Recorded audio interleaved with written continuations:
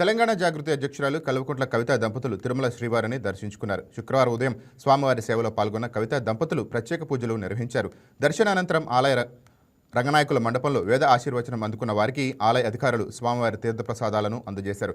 గత 4 ఏళ్లుగా తాను చేయని తప్పుతో ఎంతో మనోవేదనకు గురయ్యాని, ఆ కష్టకాలంలో స్వామివారే తనకు అండగా నిలిచారని ఆవేదన వ్యక్తం చేశారు. తన కష్టాలను తొలగి న్యాయం చేకూరితే కాలినడకన తిరుమలకు వచ్చి దర్శించుకుంటానని గతంలో మొక్కుకున్నానని ఆమె గుర్తు చేసుకున్నారు. ఆ మొక్కును తీర్చుకునేందుకే అలిపిరి మెట్ల మార్గం ద్వారా కాలినడకన తిరుమల చేరుకొని స్వామివారిని దర్శించుకున్నట్లు తెలిపారు. తెలంగాణ, ఆంధ్ర రాష్ట్ర ప్రజలందరూ బాగుండాలని, అందరికీ ఆయురారోగ్యాలు ప్రసాదించాలని స్వామివారిని ప్రార్థించానని కవిత పేర్కొన్నారు.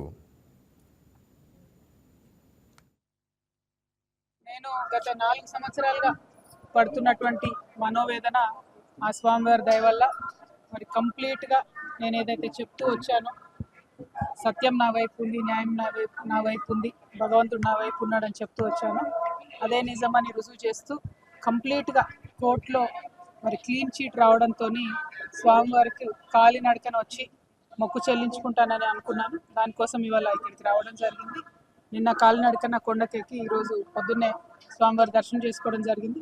మరి అదేవిధంగా రాబోయే రోజులలో తెలంగాణ రాష్ట్రంలో తెలంగాణ ప్రజల పక్షాన తెలంగాణ ఇంటి పార్టీగా పనిచేయడానికి ఫ్యూచర్లో పొలిటికల్ పార్టీని కూడా పెట్టబోతా ఉన్నాను.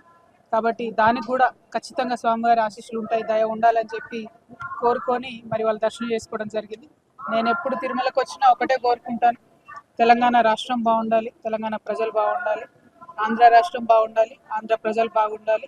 రాష్ట్రాలుగా మనం విడిపోయినా కూడా ప్రజలుగా కలిసి ఉండాలి, ప్రజలందరూ బాగుండాలని మనస్ఫూర్తిగా కోరుకుంటాను. అదే జరగాలని చెప్పి మళ్ళీ ఒకసారి భగవంతుని కోరుకుంటూ థ్యాంక్ యూ. జై తెలంగాణ, జై. ఈ వీడియో మీకు నచ్చినట్లయితే లైక్ చేయండి, షేర్ చేయండి, మా ఛానల్కి సబ్స్క్రైబ్ చేయండి.